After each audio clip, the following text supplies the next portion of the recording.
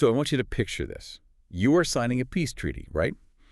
But the ink is literally your own blood. Yeah, and that is not a metaphor. Not a metaphor at all. Yeah. You're standing in this freezing subterranean cellar. You slice your palm open with a dagger, and you press your bloody hand to the parchment. Right.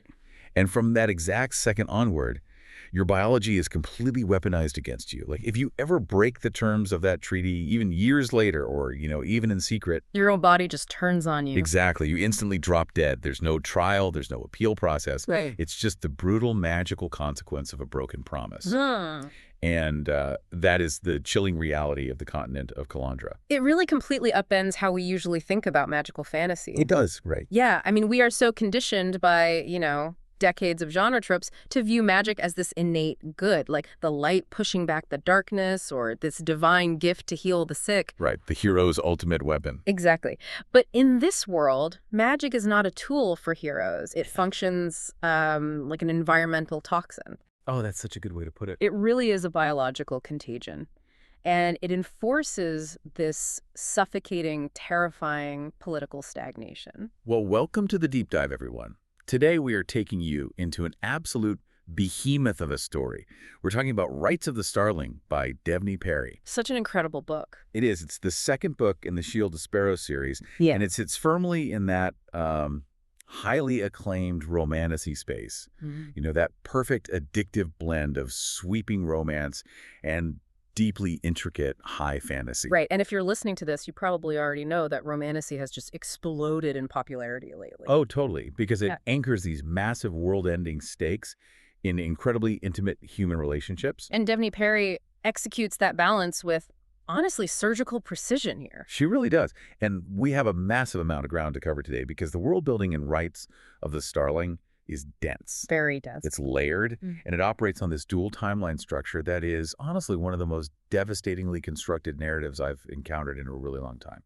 I completely agree. I mean, we are untangling this massive web of brittle political alliances, deeply buried magical lore, and a generational tragedy connecting two women who are just fighting for the survival of their respective families. Right. So to give you a mental map of where we're going, I like to think of the structure of this story as a set of Russian nesting dolls. Ooh, I like that. Yeah.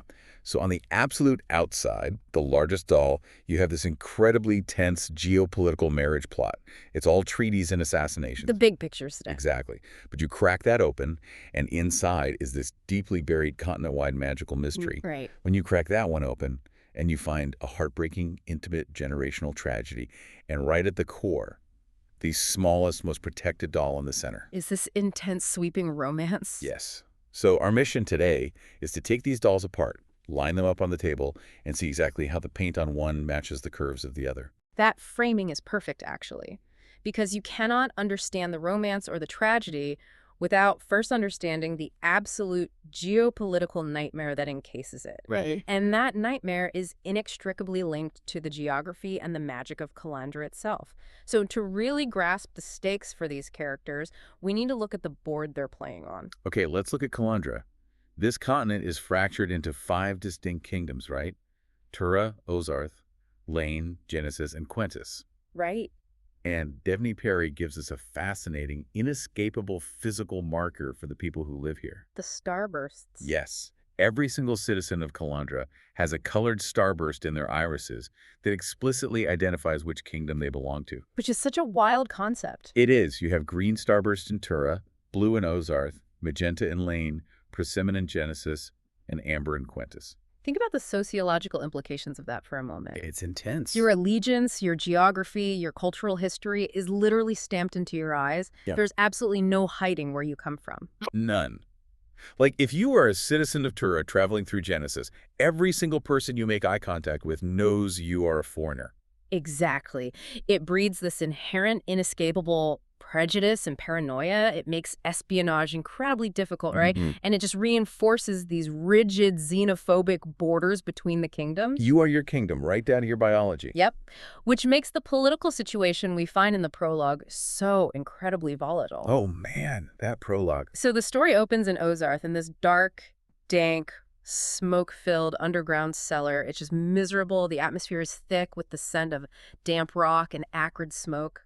And we find Sparrow Wolf, who goes by the name Odessa in our present timeline. Right, the Princess of Tura. Yeah.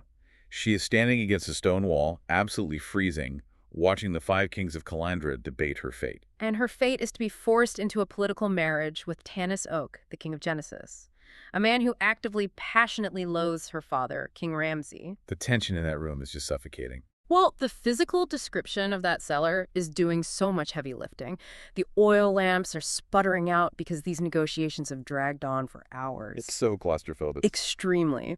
Odessa realizes, with a sickening clarity, that she is not standing there as a royal heir to be respected. No, she's a token. Exactly. She is a piece of property to be traded to placate a hostile neighbor. But I actually want to pause here and look at King Ramsay, Odessa's father, because it's very easy to look at a king selling his daughter to his worst enemy and call him a monster or a coward. Right, and I know a lot of readers have that exact reaction. Of course they do. But if you look at the utilitarian math he's doing, I'm not sure he has another choice. Interesting. Like, these powerful kings aren't hiding in a miserable basement signing away their children for fun. They are desperate. They're terrified of the crux migrations. Right, the crux. And when you factor in the crux, Ramsay's choice goes from cowardly to grimly necessary. I see the utilitarian argument, I really do. But I still view it as a profound failure of leadership and paternal duty. You think so? I do, yes. The crux migrations are an apocalyptic threat. For those listening who need a refresher, the crux are massive winged monsters that ravage the continent of Calandra in cyclical waves. Just absolute nightmares. Total devastation. They slaughter indiscriminately. They level towns. The kingdoms have just barely survived the most recent migration, and they are basically in ruins. Right. So the logic is that if they don't unite, if they continue fighting border wars while also fighting the crux, they will all go extinct. Exactly. But sacrificing your daughter to a tyrant like Tanis Oak, knowing the abuse she will likely face, feels like a moral capitulation. I mean, Ramsay is buying peace with his child's suffering. But the alternative is the annihilation of his entire populace. Like, if Tura fights Genesis and then the crux descend, millions die. It's a lose-lose situation. It really is. Oh. Ramsay even tells Odessa that the gods are petty, and he vows never to truly trust the Volster priests enforcing this treaty. He hates what he is doing. He is completely defeated by it. Yeah, he signs because he is a king first and a father second. It's a trolley problem, and he pulls the lever to run over his own daughter to save his kingdom. It's horrible, but in a world this brutal, I think it's the only move he had. Well, it certainly sets the tone for the entire series. Survival requires unspeakable compromise. Absolutely. And because these kings know they cannot trust each other, because they know Ramsay hates Tanis just as much as Tanis hates Ramsay, a standard paper treaty isn't enough. Right. A piece of paper won't stop an army from marching in the middle of the night. Exactly. So they bring in the architects of this forced peace. The Volster Brotherhood. Oh, the Volster. They are the only beings in Calandra who wield magic. And Perry's introduction of the High Priest in this cellar scene is pure horror. It's so unsettling. He doesn't walk, right? He literally floats a few inches above the stone floor. He has stark white skin, completely leached of color. And those eyes. Yes.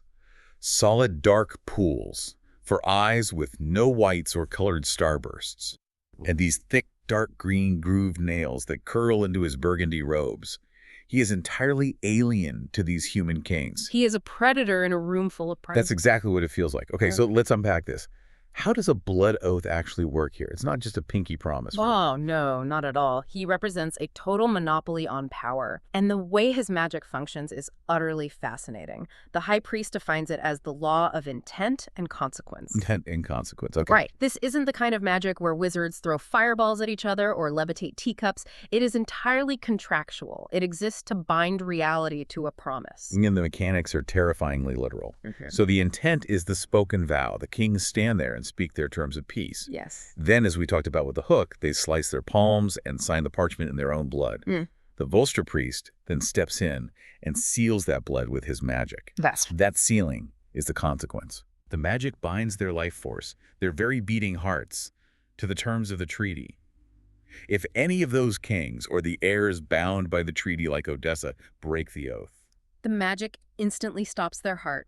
death is the consequence. Wow. It is mutually assured destruction, guaranteed by magical biology. It is the ultimate deterrent. And watching Odessa step up to that table, slice her own palm, and sign her life away to a man who despises her family. The ink is her blood. It's visceral. She knows that if she ever acts against Genesis, she dies on the spot. But as we jump forward from that chilling prologue into the present timeline of the story, we immediately realize that the Grand Shield of Sparrows Treaty didn't exactly go as planned. Not even a little bit. Right. We don't find Odessa sitting unhappily on a throne in Genesis. We find her on the run. She is fleeing through the dense wilderness of Tura, completely exposed to the elements. And she's traveling with a traumatized young girl named Evie and a little pet Tarkin named Phase. Oh, I love Phase. Phase is such a brilliant inclusion. For those wondering, a Tarkin is a small, fiercely loyal creature, roughly badger-like or fox-like with rough fur. Right. In a world defined by massive, world-ending monsters, having this small, comforting, deeply loyal companion really highlights Odessa's fundamental isolation. It absolutely does. She has lost the protection of her kingdom, and she is relying on this tiny creature and a child. Odessa is in a state of utter, breathless desperation. Because she isn't just running from the treaty, she is running against time. Yes, the clock is ticking. We learn that she's actually married in secret to a man named Ransom, who is known as the Guardian of Tura. And they share matching pink scars on their palms from their own secret, magically bound blood vow. A vow made out of love, subverting the horrifying political vow she was forced into. Exactly. But Ransom isn't with her in the woods. He is somewhere else, suffering from a magical infection called Lissa. And Lissa is a death sentence. It is. It is an infection contracted from a monster bite, specifically a bite from one of the Crux or similar corrupted creatures. So it's not like getting a regular staph infection. No, it's a magical necrosis. The veins blacken, the body burns with an unnatural, unquenchable fever, the mind descends into hallucination and madness. And eventually, the body just rots from the inside out. It's horrific. So Odessa is out here in the wilderness, terrified of being caught, trying to keep Evie safe, and knowing the man she loves is rotting away from a magical disease. And this is where Devney Perry drops a really crucial piece of sensory information that changes everything we know about our protagonist. Oh yeah, Odessa's being tracked down by two Volster priests, Brother Dime and Brother Score. They're using their magic to hunt her. And when that magic gets close to her, Odessa has a severe physical reaction. It's a highly specific, agonizing reaction. While the other human citizens of Calandra don't feel Volster magic physically, they just witness its effects. Odessa feels it like stinging needles. Right. It feels like insects frantically crawling underneath her skin. It's a burning, agonizing prickle at the nape of her neck that makes her physically ill. It is a literal allergic reaction. Her body is actively rejecting the ambient magic in the air. If you're listening and trying to piece this together, this is the author handing us a massive, flashing neon sign that Odessa is not entirely who she thinks she is. Exactly. She might have been raised as the Princess of Tura, but her biology is fundamentally incompatible with the magic of Calandra. She doesn't belong to this ecosystem. Her biological rejection of the magic is the key that unlocks the entire mystery.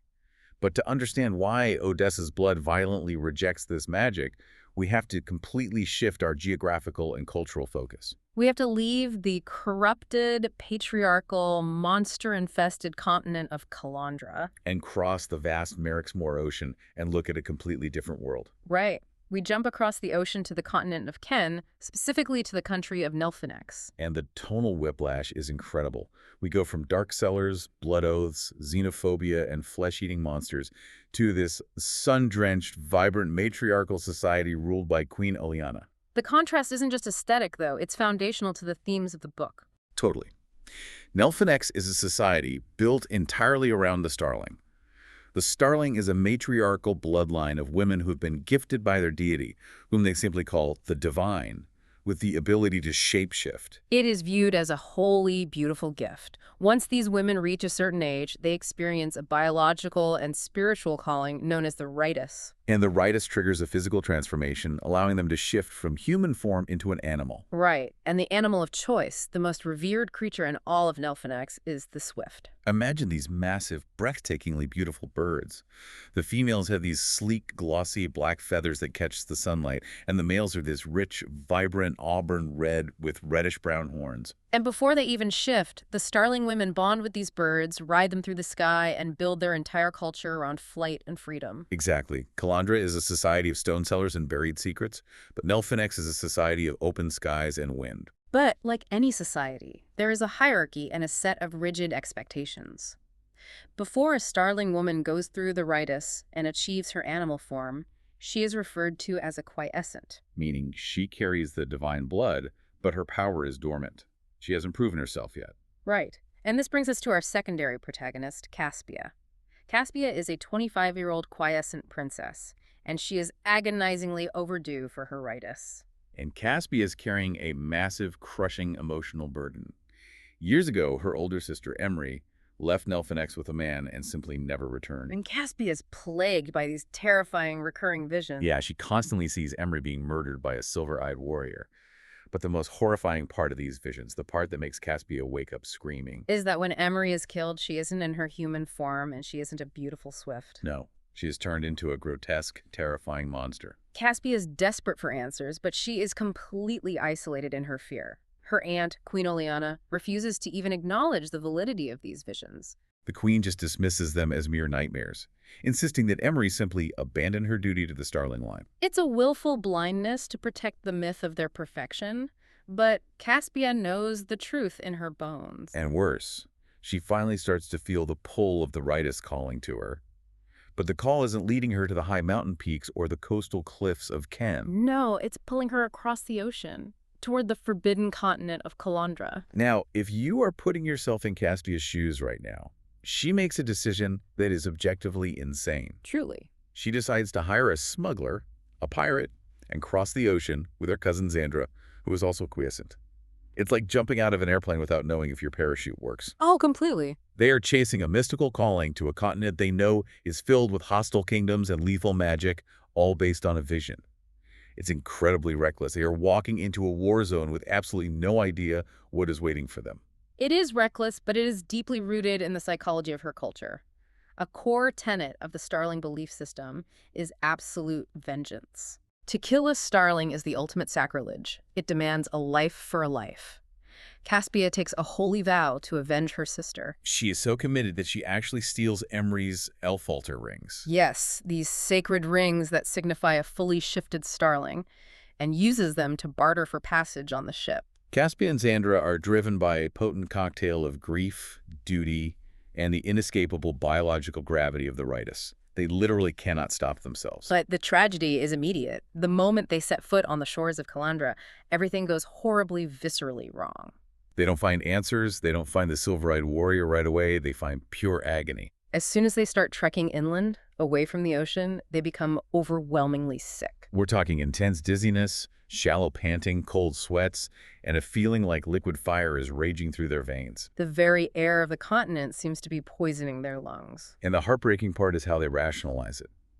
Because they have been taught that the Writis is a crucible, they assume this sickness is just part of the process. Right. They believe the rite is meant to break you down, to strip you of your human comforts and arrogance, so you can embrace raw fear and transform into something divine and powerful. They huddle in the dirt, burning with fever, genuinely believing this is the precursor to their glorious shift into majestic swifts. But it's not a divine crucible, it is a biological catastrophe. They're out in the alien wilderness, sick and terrified, and then Xandra's Writis finally triggers. The transformation begins. But instead of feathers sprouting, instead of becoming a beautiful bird of prey, Xandra undergoes the sickening, unnatural distortion. Her bones crack and elongate. Her jaw snaps forward. She shifts into a monstrous, bloodthirsty creature that the locals call a berry wolf. It is a total loss of humanity. A berry wolf is this grotesque, warped hybrid, a nightmare of matted fur, elongated limbs built for running down prey, and a jaw designed to crush bone. But the true horror isn't just physical, it's psychological. The divine connection to the Starling mind is severed. Xandra's soul is gone, replaced entirely by primal, ravenous rage. The moment she fully shifts, she slaughters a wild beast in the forest, and then, covered in blood, her monstrous eyes lock onto Caspia. Caspia is forced to run for her absolute life from her own cousin. The cousin she traveled across the world with. She only survives by throwing herself off a massive cliff into a raging river below. It is a devastating, traumatic shattering of everything they believed about the sanctity of their bloodline. And this is the exact moment where the narrative brilliance of Devney Perry really shines. Because as a reader, as a listener, the puzzle pieces suddenly snap together in a horrifying way long before Caspia understands it. Right. If you're tracking the clues, we know about the beautiful swifts in Nelanax. And we know about the terrifying crux monsters that caused the apocalyptic migrations in Calandra. The realization is chilling. The beautiful, beloved swifts of Nelanax and the terrifying world-ending crux of Calandra are the exact same creatures. Oh, wow. It is an ecological tragedy on a massive scale. The crux migration that terrifies the Five Kings isn't an invasion of demons from hell. It is just the Swift's natural biological breeding cycle. Every 30 years, they fly across the ocean to breed in Calandra. But when they arrive, something in the environment of Calandra mutates them. It strips away their gentle nature, twists their biology, and turns them into ravenous, mindless beasts. It's like an airborne magical rabies. Exactly. And the exact same mutation happens to the Starling women. Because they share the magic of the Swifts, if a Starling's Writis triggers while she is on the continent of Calandra, she doesn't become a Swift. She becomes a monster, permanently trapped in a corrupted form, her human mind completely erased by bloodlust. The environment itself is weaponized against them. So Caspia survives the fall into the river, battered and broken, and she is rescued by a man named Andreas. And of course, as the genre demands, Andreas happens to have striking silver eyes. He is an exact, perfect match for the warrior from her visions, the man destined to kill her sister. But Andreas entirely subverts Caspia's expectations. He doesn't act like a bloodthirsty butcher. No, he is actually the Gold King of Quentis, though he hides his royal identity from her while she heals. He is kind, deeply protective, and fiercely intelligent. And as he nurses her back to health, a very genuine, deep romance blooms between them. The tension is palpable because Caspia is falling in love with the man she swore a holy vow to murder. Caspia is completely stranded physically and emotionally. Her cousin is a monster roaming the woods.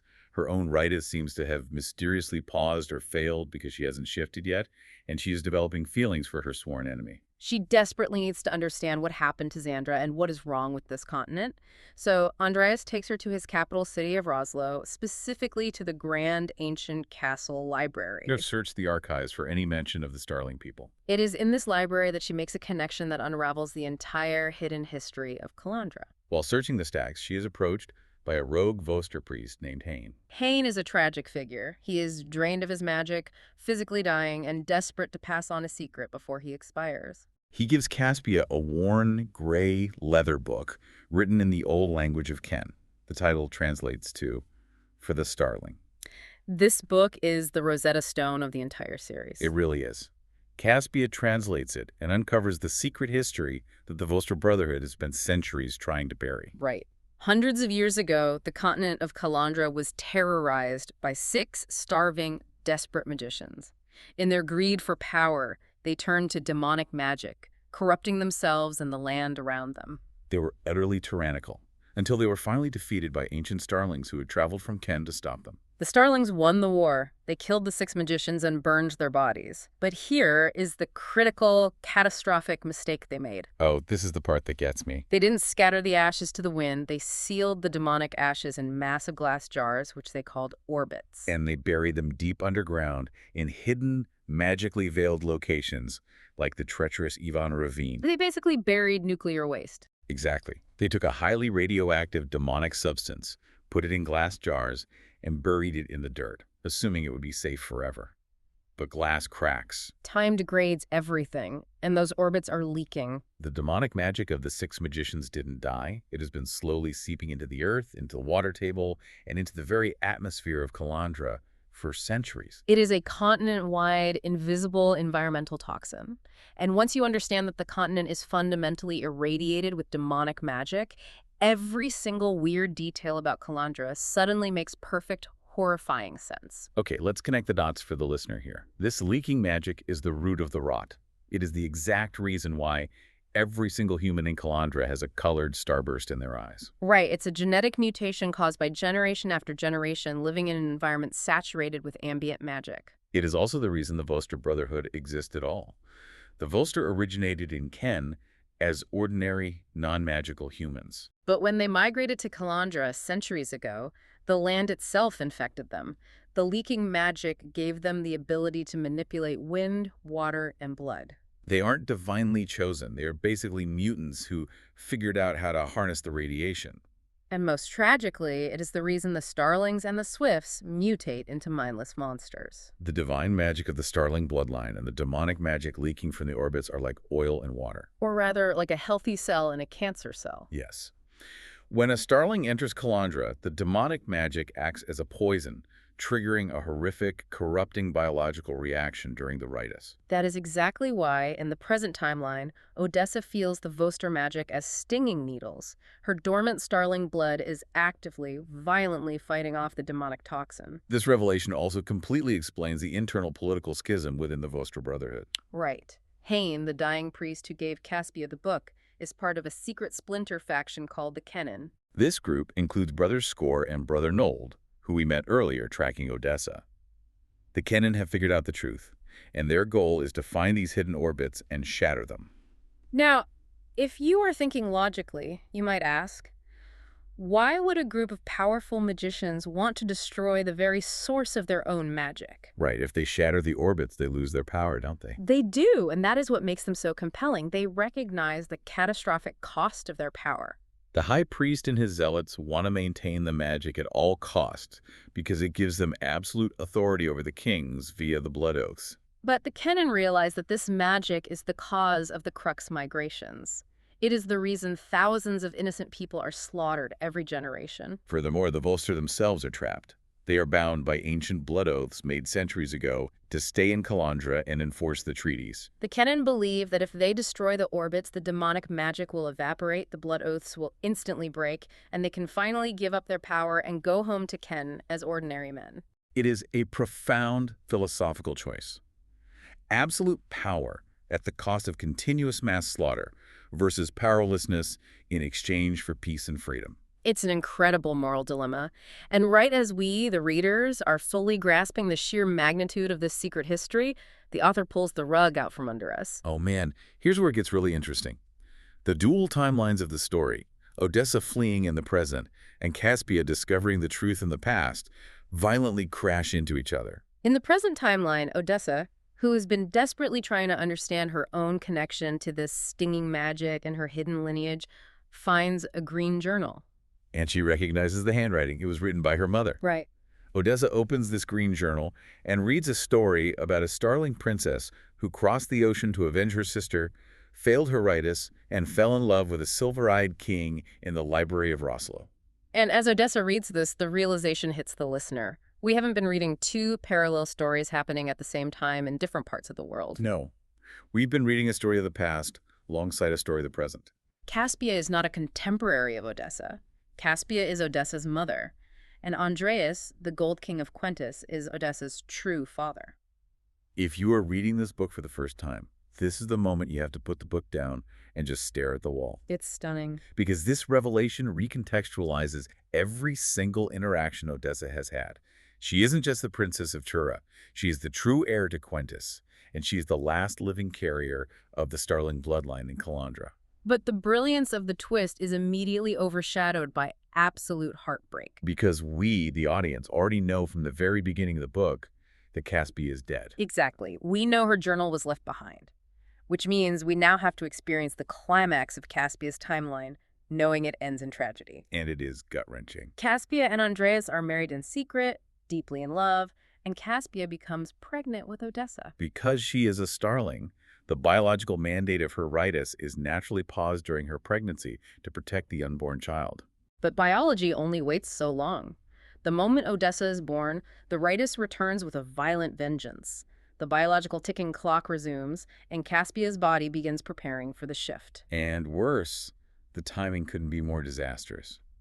The Volster priests, loyal to the High Priest, have discovered that a Starling has infiltrated Calandra and had a child with a Calandran king. They know that a Starling bloodline represents a massive threat to their demonic magic and their control.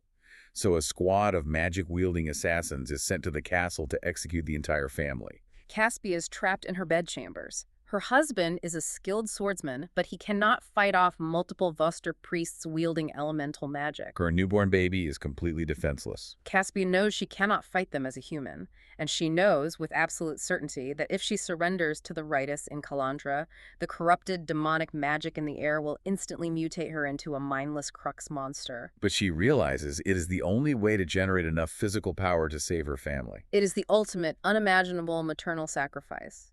If you were listening to this and thinking, why on earth would a mother choose to turn into a monster in front of her child?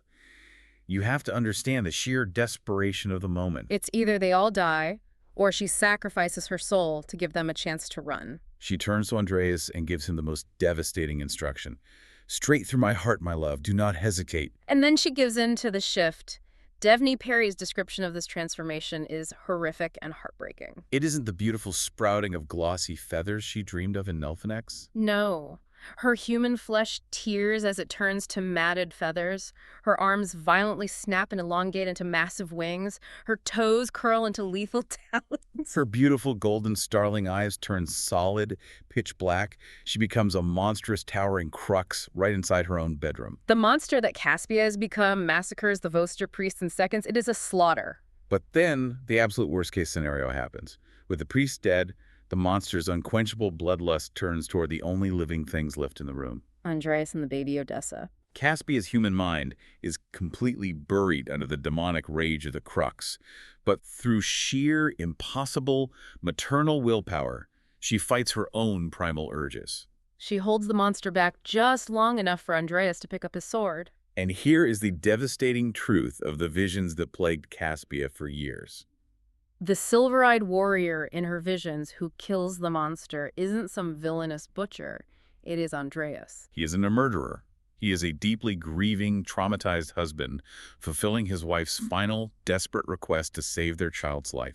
With tears streaming down his face, he drives his sword straight through the monster's heart, killing the woman he loves more than anything in the world. It completely shatters you, and it perfectly explains the political cover-up that put Odessa in Tura in the first place. Right. King Ramsay of Tura, the man we met in the very first scene signing the miserable treaty, was actually a close friend of Andreas. Ramsay helped Andreas cover up the horrific death. They burned the bodies of the priests and the monster, destroyed the evidence of the Starling magic, and Ramsay took baby Odessa back to Tura to raise her as his own daughter. Far away from the Volster's prying eyes, Ramsay hid her true identity not out of shame, but to keep her alive. When you look back at Ramsay's actions in the prologue, signing Odessa over to Genesis, it adds an entirely new layer of tragedy. He wasn't just sacrificing his daughter, he was sacrificing the child of his best friend, the child that Caspia died to protect, because he believed it was the only way to save Tura from the Crux migrations. It is a masterclass in plotting by Perry. Every confusing, disparate detail, Odessa's allergic reaction to magic, the identity of the silver-eyed warrior, the sickness of the Swifts, the buried orbits, is explained by this single, deeply tragic event. So, armed with this devastating truth, we snap back to the present timeline. Odessa has read the journal. She knows she is a Starling. She knows her mother died to save her. She travels to Quentis and confronts Andreas the Gold King. And their reconciliation is deeply emotional. It's decades of grief and secrets finally pouring out. They mourn Caspia together. But they don't have time to wallow in their grief because the stakes in the present are higher and more volatile than ever. The overarching mission of the series crystallizes in this moment. The High Priest and his loyalists will maintain the magic at all costs, even if it means endless crux migrations and the continuous slaughter of Calandra's citizens. Odessa, Andreas, and the rebel Kenan priests realize they have to finish what the ancient Starlings started. They must find the remaining hidden orbits scattered across the continent and destroy them. And this brings us back to Ransom, Odessa's husband, who is currently dying a slow, agonizing death from Lissa. So what does this all mean for Ransom? Well, if Lissa is an infection caused by a monster bite, and the monsters themselves are just swifts mutated by the demonic magic leaking from the orbits, then theoretically, Lissa is fueled by that exact same ambient magic. Precisely. This is the breakthrough that Brother Score provides. The Lissa infection isn't a standalone bacteria, it is a manifestation of the demonic radiation. Score theorizes that if they can find and destroy the orbits, they will instantly purge the entire continent of the magical toxin. Without that ambient magic in the air, the Lissa infection in Ransom's veins will lose its fuel source and simply die out. Destroying the orbits is the only theoretical way to cure Ransom before the necrosis claims his life. It is the ultimate interlocking solution. If they destroy the orbits, they stop the magical radiation. Which means the next time the Swifts migrate from Ken, they won't mutate into Crux monsters, ending the apocalyptic migrations forever. It saves the Starling bloodline, and it cures the man Odessa loves. But there is a massive, terrifying obstacle standing in their way. The orbits are veiled.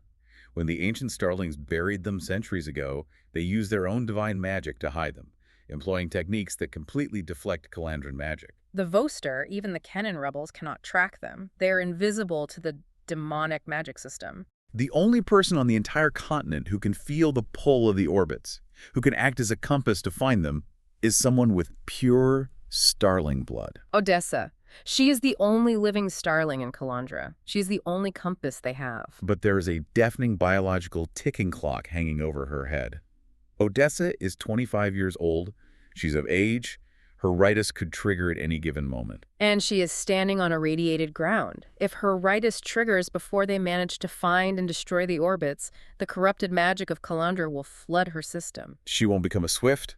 She will mutate. She will become a mindless crux monster, suffering the exact same horrific fate as her cousin Xandra and her mother Caspia. She is literally racing against her own biology to save the world. It is an unbelievably intense, high-stakes setup for the rest of the series. When you take a step back and look at the nesting dolls all lined up, you have to appreciate the sheer narrative architecture Devney Perry has built here. Absolutely. She has taken the standard mechanics of a fantasy world. A magic system, shape-shifting, ancient prophecies, dark lords, and she hasn't just used them as cool set dressing. She has engineered them as the actual narrative engine to tell a profoundly human, emotionally devastating story. At its core, underneath the magic and the monsters, this is a story about generational trauma. It's about the crushing burdens of leadership, whether you are a desperate king signing a blood oath in a freezing cellar, or a mother sacrificing her very humanity in a desperate bid to save her child. It really is a triumph of the Romantasy genre. Thank you so much for joining us on this intense exploration of Rites of the Starling. It's a dense, beautiful, heartbreaking world, and I hope we've helped untangle some of the magic for you and highlighted just how incredibly well-constructed this narrative truly is. We've cracked open every nesting doll. The connections between the past and the present, the magic and the biology are clear. Very clear. But I want to leave you with a final, lingering thought experiment to ponder before we go. We've talked extensively about how destroying the orbits is the ultimate goal. Right. It will cure the land of monsters, it will save the Swifts, and it will cure Ransom. Right. But think about the geopolitics we discussed at the very beginning. The entire fragile piece of Calandra, the Shield of Sparrows Treaty that is currently preventing 5 massive armies from slaughtering each other, is bound entirely by the Volster's magic. True. If Odessa succeeds, if she shatters those orbits and the magic vanishes from the continent, the blood oaths are instantly broken. There is no longer a magical consequence, no sudden death, to keep these bitter, hateful kings in line. Exactly. So if curing the continent of the Crux monsters simply breaks the treaty that holds the world together, will destroying the magical monsters just unleash the much older, much deadlier monsters of human ambition? Think about that. We'll see you next time on The Deep Dive.